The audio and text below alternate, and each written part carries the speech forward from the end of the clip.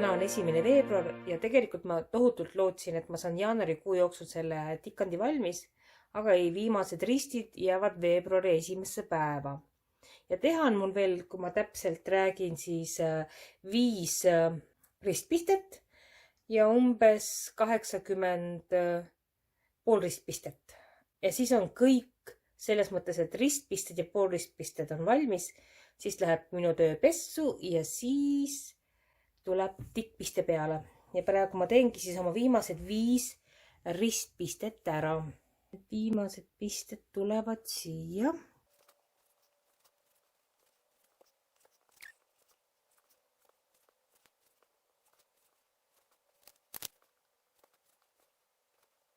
Ja lõputan mikrokinnituse. Ma ei tea, mitu aastat ma seda tööd tikkisin, aga igatahes nüüd on käes see aeg, kus ta on mul valmis ja ma pean ütlema, et ma ei ole seda oma tikandit üldse näinud tervenisti.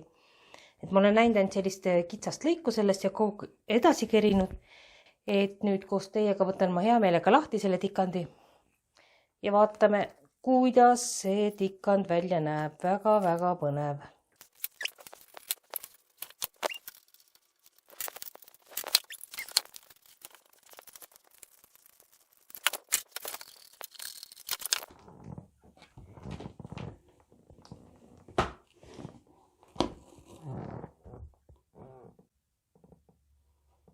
Selline kaunis töö mul valmis saanud ja ma pean ütlema, et ta meeldib juba praegu mulle, kuigi siin on ju puudu veel, puudu on backstitch, puudu on helmed, et ma hakkan nüüd teda pesema ja siis näitan tööd natuke lähemalt ka, vähemalt üritan filmida siit lähemalt. See on ühe linnu saba, siin on see puuoks, kus istub emaslind. Kaunid valged õied ja isaslind. Ja kui ma ütlesin seda, et need augud, mis siin sees on, mis on tikkimata, et need on täiesti suvaliselt, siis tuleb välja, et ikkagi ei ole. Et tegelikult need on need samad lilleõied, mis on siin valgega tikitud. Aga lihtsalt nad on veel rohkem tagaplaanil ja sellest ma sain aru alles siis, kui mul oli suur osa sellest tööst tikitust, siis ma hakkasin vaatama ka eemalt, et nendest tikkimata osadest moodustavad tegelikult sellised imekaunid õied, mis on siis lihtsalt veel kaugemal tagaplaanil. Ja see efekt tuleb väga hästi välja muidugi reaalses elus, et tõenäoliselt video ja foto peal ta nii efektne ei ole. Järgmise video ma teen siis, kui ma hakkan tegema tikkpistet ehk backstitchi. Ja nagu ma lubasin, siis ma räägin sellest backstitchi tegemisest natuke lähemalt, et kõik, kes ei ole veel sellega kokku puutunud, saaksid harjutada.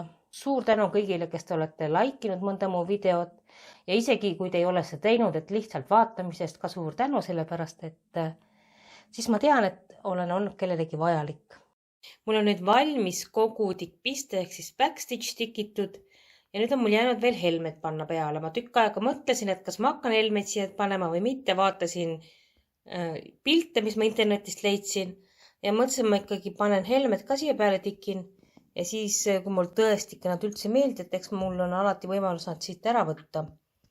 Aga praegu näeb siis kogu töö välja selline. Hetkel tikin ma siis oma paabulina saabale neid helmeid. Mõtlesin ikka teen nii, nagu on ette nähtud. Ja olen tikkinud ära siis tumerohelised, heledamad rohelised ja tikin praegu tumesiniseid. Ma väga kahtlen, kas ma siia juurde teen ka, ma kohe näitan, neid kuldseid helmeid, kas ma hakkan neid panema ja kas ma neid oranže hakkan panema. Tumepunaseid ma panin ära, et mulle ikkagi väga need helmed ei meeldi, aga vaatame siis. Ja ma räägin, kuidas ma seda teen. Nimelt helmeste tikkimisega on nii, et ma kasutan seda sama mulineed, millega ma olen teinud ristid, sellepärast et näiteks kõik need tumerohelised on ühe märgi peal ja vot see on see mulineelõng. Helerohelised on kõik selle helerohelise risti peal ja see on see mulineelõng. Ja mida ma teen, ma siis kinnitan töö taha eelnevate pistete alla ma loodan, et väga see kaamera ei värise ja ma teen kõigepealt sellise mikrokinnituse siia. Lisaks sellele, et töö taha sinna pistete alla tikkisin kinni lõnga. Ja siis ma toon töö peale uuesti tagasi. Helmeste tikkimisega üldiselt on niimoodi, et need peaksid olema kõik ühes suunas. Et minu suund on siis selle töö puhul ülevalt vasakust nurgast alla paremasse nurka. Kuigi ma ei tea, kas on väga oluline, et nad kõik ühes suunas siin oleks. Aga no ma teen niimoodi. Põhimõtteliselt selle sama ühe mulinee lõngaga tikima nii palju, kui on võimalik, lihtsalt vahepeal, kui need vahemaad on väga suured, ma teen siis selle sama, kus mul on sama mulinee lõngaga tehtud ristid, sinna teen mõne mikrokinnituse vahele. Või kui vahepeal sama lõngaga rist ei ole, siis ma lihtsalt töö tagant vean ta pistete alt järgmisesse kohta. Ja mulle tundub, et selle ühe sama mulinee lõngaga saab päris pikalt saab ära tikkida. Mis ma siin nüüd veel teinud olen, et näiteks selles kohas siin on ette nähtud päris suur hulk helmeid. Sellega on selline asi, et kuna nad peaksid olema mitmes reas kõrvuti, siis helmed on natukene suuremad, kui on need ristid. See tähendab, et sinna, kus on näiteks 5 helmest ette nähtud ritta, sinna alla ei mahu mitte 5 risti, vaid kõigest 4. Ja siin ma näiteks 3 tükki veel pigistasin niimoodi kõrvuti. Aga siin oleks juba üks helmes veel vaja olnud teha, aga siis ma tekiks kinni selle kollase risti juba ja seda ma ei taha, sellepärast ma siin lihtsalt tegin lihtsalt sellise puntra helmeid. Ma arvan, et sellel ei ole nagu väga suurt tähtsust, et nad just õiges kohas oleks, kus neid palju koos on. Ja nad ei mahu, et nad ei vasta täpselt samale mõõdule, mis on kanvaaristid. Siin on näha siis need helerohelised, punased. Ja kui ma kaugelt vaatan seda, siis ega väga neid helmeid õnneks näha ei jää. Ja ma ütlen, et kui keegi nagu kahtleb, kas teha või mitte teha ja ei ole väga suur helmeste sõber, siis ärge tehke, et ei kaota mitte midagi sellega. Praegu siis tikin saba ja siis linnu kere peale on ette nähtud. Ja tegelikult on ette nähtud ka siia lillede peale. No ma tõsiselt mõtlen, kas ma tahan. Ja kui ma teen, siis ma kindlasti vahetan välja, siin on ette nähtud sellised tulioranžid helmed siia kohta. Ma ei taha neid sinna panna, et ma vaatan oma varudes, kas ma leian midagi mahedamat. Ma teen nüüd oma tikkimistööd edasi ja on jäänud mul tikkida kuskil 1,5% ja siis on minu töö kõik valmis. Minu suur projekt ristpistes tikanud Pärsia aed on jõudnud nüüd lõpule. Ma pean ütlema, et töö on nüüd täiesti valmis. Kahjuks ei mahu ta kõik korraga kaadrisse. Sellepärast, et töö on väga suur, peaasjalikult küll pikk. Ja praegu on ta mul laua peal, et ma kindlasti näitan kunagi, kui on ta ka ära raamitud, et missugune ta siis välja näeb. Need jooned, mis siin näha on, need ei ole nüüd kanvaa peal, aga tikanud, need on selle allmul, mis näitab seda, et kui töö läheb raamimisele, et kindlasti tuleb siis siia valge paber alla panna, sellepärast et kanvaa või minu puhul on siis tegemist labasekojaga kangaga Prini Lugana. Ta paistab läbi ikkagi igal juhul nendes kohtades, kus tikandit ei ole. Mul on muidugi meeletult hea meel, et ma lõpuks selle tikandi valmis sain. Ja ma natuke räägin ka seda, et mida ma siin teisiti tegin, kui on ette nähtud. Sellepärast, et ei saa mina nii, et teen täpselt nii, nagu peab.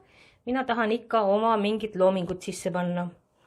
Ja tegin ma sellise asja, otsustasin, kõhklesin, mõtlesin, otsustasin lõpuks, et siin peavad olema helmed. Ja nende asemele tegin ma siia French knot. Ma ei tea, kuidas see, kas on sõlmpiste vist. Välja näeb ta selline ja need on siis tolmukad lillede keskel südametes.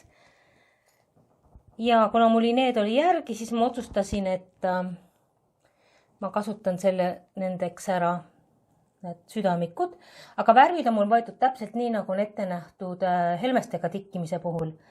Et kollase helme asemel, kuldse helme asemel kollane, tumekollane, muline oranži asemel võtsin lõhe roosaka ja tulipunase asemel oranžikas punaka. Kõik on selles komplektis juba kasutusel olnud mulineed. Siis mis ma veel muutsin, ma ei tikkinud siia saba peale ära kõiki helmeid, ainult tumesinised, tumerohelised ja paar tumepunast. Ja ka neid tumesiniseid ma kõiki ei tikkinud ära, sellepärast et nad lihtsalt number 14 kanvaale, mul on 28 Britney Lugana, mis on vastab 14 kanvaale, nad ei mahu siia kõrvuti ära. Ja sellepärast on mul neid natukene vähem, kui on ette nähtud, siis kui ma siin kasutasin samat Moulinet lõnga, mis siin all on, mille on ristid tehtud, rohelise puhul seda sama rohelist ja tumesinise puhul seda sama tumesinist, siis siin peaosas need alumised ristid on tikitud heledama Moulinet'ga, aga need helmed on tumesinised nagu siin, aga võtsin ikkagi heleda Moulinet. Natukene oli veel järgi. Mõtlesin, et muidu jääb kõik ühtlane tumesinine, et see mulle ei sobi. Ja sellised need linnukesed jäävad välja, väga kena on. Backstitchi püüdsin teha siis niimoodi, et ei tekiks auke sisse, et haarata eelmisest Moulinet lõngast läbi nagu seda järgmist pistet. Mis muutis asja muidugi palju aega nõudvamaks. Ja kui ajast nüüd rääkida, siis mina tikkisin seda tööd 78 päeva. Muidugi ma pean ütlema, et mul oli väga palju selliseid päevi, kus ma tikkisin võib-olla pool tundi, tund või 2 tundi, see tähendab võib-olla 100 või 200 pistet. Aga see näitab, et ma ei ole kiire tikkija. Kui teie hulgas on ka selliseid, kes muretsevad, et ei saa kunagi asjad valmis, siis uskuge, kunagi saavad kõik asjad valmis, ükskõik mitu aastat selleks läheb. Ja miks ma seda räägin, on see, et ma just vaatasin videot, kus üks venelanna tikkis sama pilti ja ütles, et ja mul võttis see aega 19 päeva. Mõtlesin, et oi, ilmselt on kätte asemel mootorid. Sellepärast ma ei kujuta ette, et ma nii kiiresti suudaks tikkida seda asja. Ja hästi palju võtab aega ka mõtlemine, et juba see kaalumine, kas ma teen kõik helmed või ei tee. Mõtlesin vahepeal, et äkki paneks saba peale ka need French knotid. Siis mõtlesin, ei, ikka panen helmed. Ja võt siis käid, tikid natukene ära, lähed eemale, mõtled, tuled järgmine päev tagasi. Et otsuste vastuvõtmine on selline aegnõudev protsess. Ma olen tööga tohutult rahul. Ma ei jõua ära oodata, millal ma saan minna ja ta lasta ära raamida. Tähendab, raamin ma kodus, aga ma tellin siis passepartout ja raami ära.